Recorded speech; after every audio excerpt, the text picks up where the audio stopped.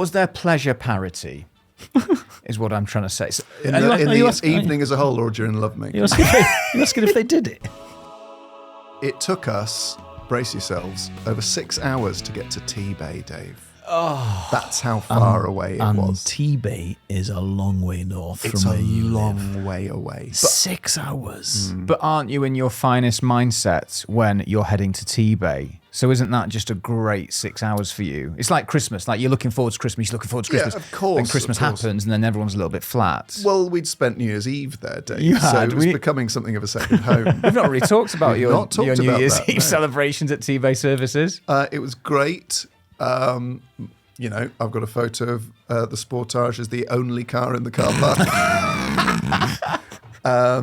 We had a nice supper in the bar area because the kitchen was closed. Yeah. Staff were a great deal of fun. Very surprised and shocked. But also, when we left the bar, I gave them like quite a generous tip. Did you? Because I thought, at least New Year's Eve, working at 10:30 on New Year's Eve to serve me some chips. Gave him £1,000. And it was clear that it's just one of those places where people don't usually get tips. It's weird how we have sort of tipping culture. Yeah. For very specific things. Because our friend of the show, Lou Sanders, she might even have mentioned this on the show, tried to leave a tip to someone in Costa in a services, because I think it was Christmas Day, and they weren't allowed to take tips, but it had never been a problem before. Yes.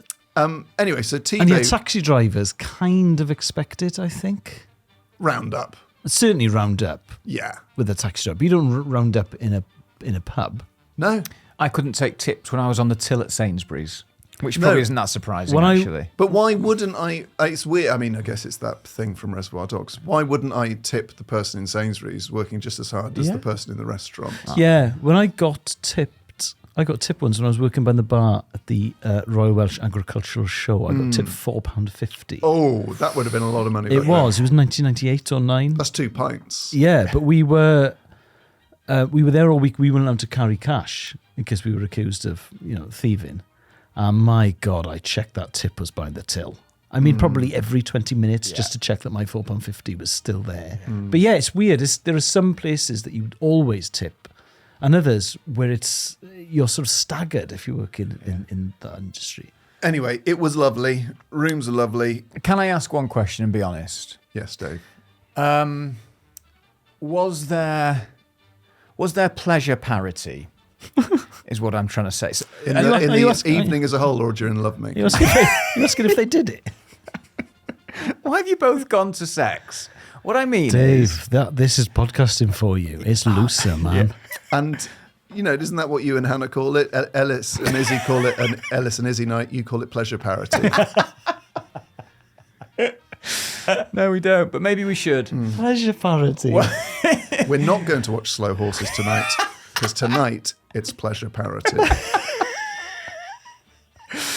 No, and nothing would get us in the way of Slow Horses. I'll have you know. Not even pleasure parity. No, not pleasure parity, not What's PP. happened to you, Dave? You used to go chasing pleasure parity. It No. informed all of your decisions. No.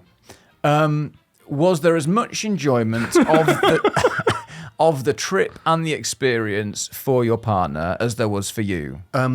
So I would sum it up like this. I enjoyed it, would do it every year. Yeah. She enjoyed it more than she thought, made it quite clear was never going to happen again.